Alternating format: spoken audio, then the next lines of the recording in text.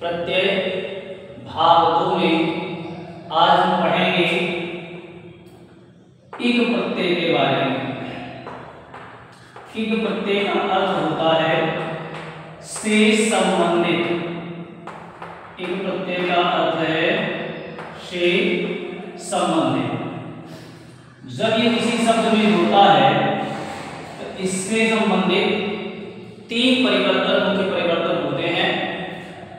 3 परिवर्तनों में पहला है कि अगर इक प्रत्यय किसी भी शब्द से जुड़ रहा है तो आरंभ में आने वाले ह्रस्व आ को दीर्घ आ में बदल देता है। इक प्रत्यय जिस शब्द से जुड़ता है आरंभ में आने वाले ह्रस्व आ को दीर्घ आ में बदल देता है। दूसरा मुख्य परिवर्तन है कि अगर इक प्रत्यय जिस शब्द से जुड़ रहा है उसके आरंभ में ई हो अथवा ए हो तो वो ए में बदल जाता है। दूसरा नियम है कि एक प्रत्यय जिस शब्द से जुड़ रहा हो उसके आरंभ में यदि ई या ए हो तो ए में बदल जाएगा।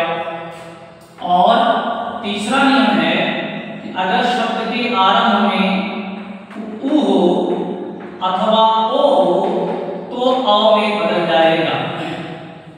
एक प्रत्यय में ये महत्वपूर्ण 3 परिवर्तन होते हैं। पहला परिवर्तन, शब्द के आरंभ में एक ह्रस्व आ आया है तो दीर्घ आ में बदल जाएगा। दूसरा परिवर्तन, ई अथवा ए आया है तो ए में बदल जाएगा। तीसरा परिवर्तन, उ अथवा ओ आया है तो अ में बदल जाएगा। अब हम पहला परिवर्तन देखेंगे। जैसे एक शब्द है अर्थ। अर्थ में हमने इक प्रत्यय को जोड़ा। अब इक प्रत्यय के जुड़ने से शब्द के आरंभ में जो ह्रस्व आ है वो दीर्घ आ में बदल जाएगा। तो हमारा शब्द बन जाएगा आर्थिक। अर्थ धन इक बराबर आर्थिक। जैसे लिखा जाता है समाज धन इक।